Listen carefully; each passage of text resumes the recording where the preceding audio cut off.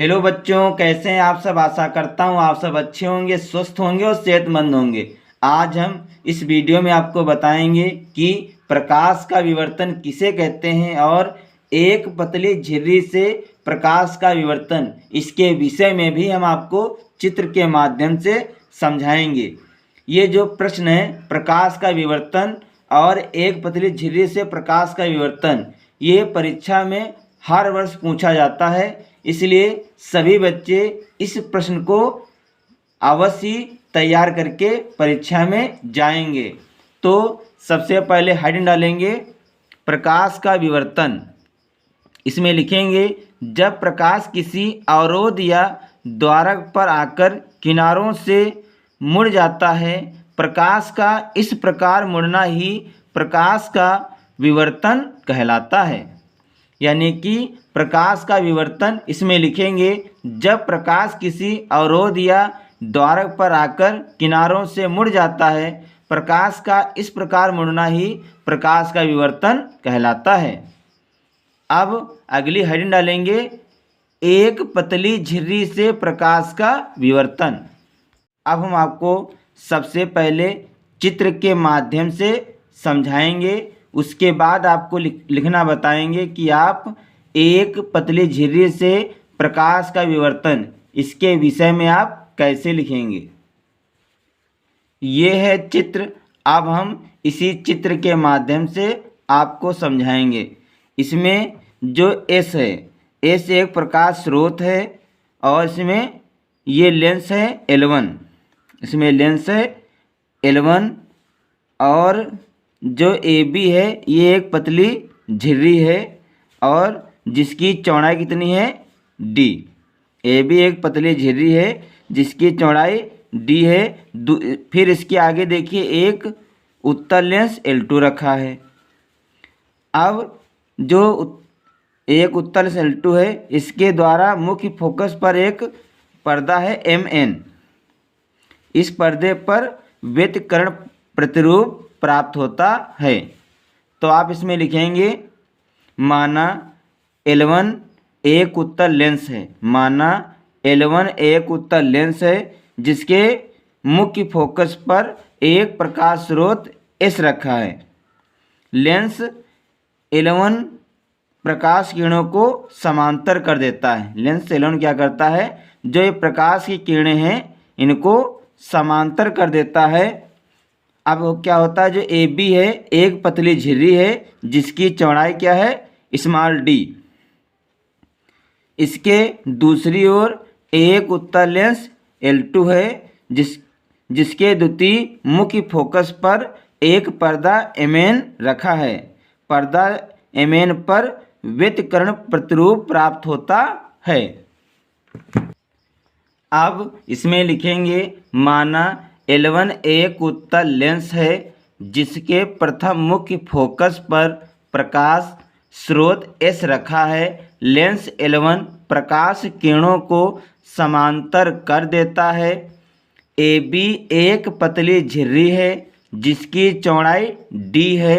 इसके दूसरी ओर एक उत्तल लेंस L2 है जिसके द्वितीय मुख्य फोकस पर पर्दा MN रखा है। पर्दे MN पर व्यतिकरण प्रतिरूप प्राप्त होता है।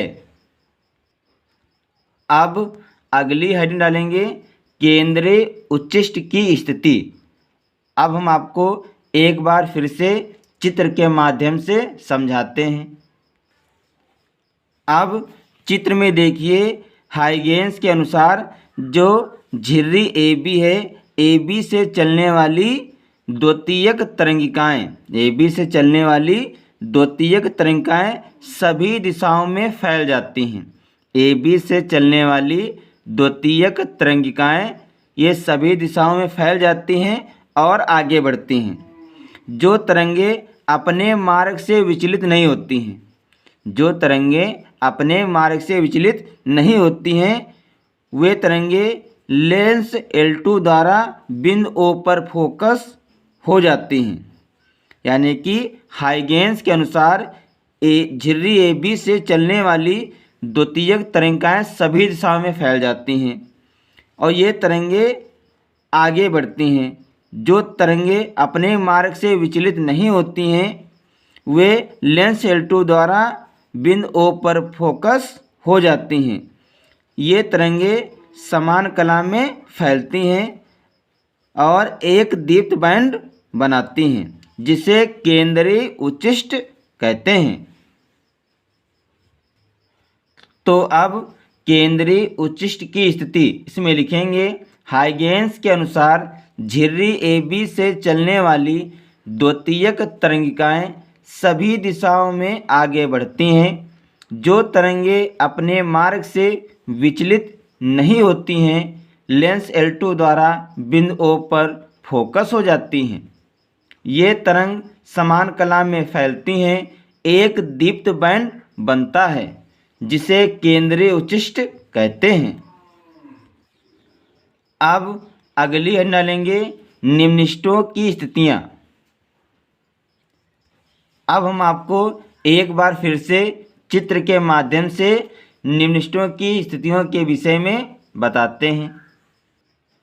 अब चित्र में देखिए, जो तरंगिकाएं थीटा कोण पर विवर्तित होती हैं, जो तरंगिकाएं थीटा कोण पर विवर्तित हो जाती हैं वो लेंस L2 द्वारा बिंदु P पर फोकस हो जाती हैं। जो तरंगिकाएं थीटा कोण पर विवर्तित हो जाती हैं वे तरंगिकाएं लेंस L2 द्वारा बिंदु P पर फोकस हो जाती हैं। AB से चलने वाली तरंगिकाओं के बीच पथांतर BC होता है। आप देखेंगे यहाँ से तरंगिकाएं चल रही हैं यानी कि बिंदु A से B से तरंगिकाएं चलती हैं, इसमें पथांतर क्या है, अंतर कितना है, BC, यानी कि तरंगिकाओं के बीच अंतर क्या है, BC। तब त्रिभुज ABC में, चित्र में देखिए एक त्रिभुज है, त्रिभुज ABC में इसमें लगाएंगे साइन थीटा। तो साइन थीटा बराबर सूत्र होता है लंब बटे कर्ण। तो इसमें लंब क्या है, BC और कर्ण क्या है, AB। तो इसमें लिखेंगे जो तरंगिकाएं थीटा कोण पर विवर्तित हो जाती हैं लेंस L2 द्वारा बिंदु P पर फोकस हो जाती हैं। बिंदु AB से चलने वाली तरंगिकाओं के बीच पथांतर BC है। तब त्रिभुज ABC में इसमें साइन थीटा बराबर लिखेंगे BC बटे AB। अब साइन थीटा बराबर BC बटे AB के स्थान पर लिखेंगे D, यानी कि चित्र में देखिए AB के बीच की दूरी क्या है, D, इसलिए जहाँ पर AB है वहाँ पर लिख देंगे D। अब यहाँ से साइन थीटा के नीचे एक मान के तिरछी गुणा करेंगे तो हो जाएगा D साइन थीटा बराबर BC। BC क्या है, पथांतर है, तो यहाँ पे लिखा माना BC बराबर लेम्डा। BC क्या है, चित्र में देखिए पथांतर, BC क्या है, पथांतर है ये। तो यहाँ पर लिखेंगे D साइन थीटा बराबर लेम्डा। अब इसके नीचे लिखेंगे प्रथम निम्नलिखितों की स्थिति है, तब अन्य निम्नलिखितों की स्थितियों का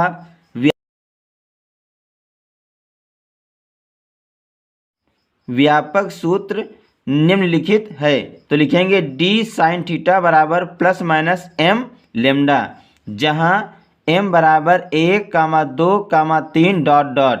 अब यहाँ पर लिखेंगे अगर M बराबर 1 रखेंगे तो लिखेंगे M बराबर 1 पर प्रथम निम्नलिखित, M बराबर 2 पर द्वितीय निम्नलिखित। इसी प्रकार अगर M बराबर 3 तो लिखेंगे M बराबर 3 पर तृतीय निम्नलिखित। इसी प्रकार आप लिख लेंगे।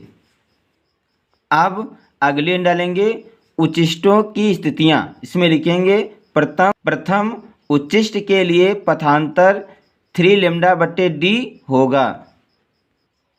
तो लिखेंगे अतः D साइन थीटा बराबर 3 लेम्डा बटे D।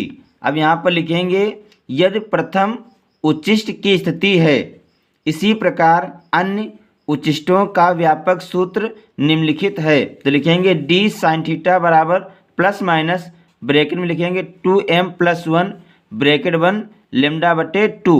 अब यहाँ पे लिखेंगे जहाँ m बराबर 0, 1, 2, 3 ... अब यहाँ पे लिखेंगे यदि m बराबर 0 रखेंगे तो लिखेंगे m बराबर 0 पर केंद्रीय उच्चिष्ट, फिर m बराबर 1 पर प्रथम उच्चिष्ट, फिर m बराबर 2 पर द्वितीय उच्चिष्ट, इसी प्रकार लिखेंगे m बराबर 3 पर तृतीय उच्चिष्ट। अब हाइड्रोजन डालेंगे केंद्रीय उच्चिष्ट की कोणीय चौड़ाई। इसमें लिखेंगे केंद्रीय उच्चिष्ट के दोनों ओर प्रथम निम्निष्ठों के बीच की कोणीय दूरी को केंद्रीय उच्चिष्ट की कोणीय चौड़ाई कहते हैं। इसे 2θ से प्रदर्शित करते हैं। चित्र में देखिए जो केंद्रीय उच्चिष्ट के दोनों ओर, इधर भी देखिए यहाँ से लेकर यहाँ तक दूरी, और इधर देखिए यहाँ से लेकर यहाँ तक दूरी, तो लिखेंगे केंद्रीय उच्चिष्ट के दोनों ओर प्रथम निम्निष्ठों के बीच की दूरी, जो प्रथम निम्निष्ठ है इसके बीच की दूरी केंद्रीय उच्चिष्ट की कोणीय चौड़ाई कहलाती है। इसे 2θ से प्रदर्शित करते हैं। अब लिखेंगे प्रथम निम्निष्ठों के लिए, तो d sin θ बराबर λ। अब sin θ के गुणे में है d, तो d कहाँ आ जाएगा, ये बटे में, तो हो जाएगा sin θ बराबर λ/d। अब यहाँ पर लिखेंगे यदि d बहुत छोटा हो तो यहाँ पर जो साइन है हट जाएगा, तो कितना बचेगा, θ बराबर λ/d। तो लिखेंगे अतः केंद्रीय उच्चिष्ट की कोणीय चौड़ाई 2θ बराबर 2 λ/d। ये क्या है, केंद्रीय उच्चिष्ट की कोणीय चौड़ाई। अब हम डालेंगे केंद्रीय उच्चिष्ट की रेखीय चौड़ाई। इसमें लिखेंगे पतली झिर्री से पर्दे की दूरी d है तथा केंद्रीय उच्चिष्ट 2x की दूरी तक फैला है। तो चित्र में देखिए जो पतली झिर्री है और जो पर्दा है इसके बीच की दूरी क्या है, d है, और केंद्रीय उच्चिष्ट 2x दूरी तक फैला है। तो अब लिखेंगे अतः केंद्रीय उच्चिष्ट की रेखीय चौड़ाई, तो लिखेंगे 2x बराबर 2 λ/d गुणे d। यही है केंद्रीय उच्चिष्ट की रेखीय चौड़ाई। तो बच्चों इस वीडियो में हमने आपको बताया कि प्रकाश का विवर्तन किसे कहते हैं, और एक पतली झिर्री से प्रकाश का विवर्तन, इसके विषय में हमने आपको चित्र के माध्यम से समझाया है। आज के वीडियो में इतना ही, मिलते हैं अगले वीडियो में नए टॉपिक के साथ। तब तक के लिए जय हिंद, जय भारत।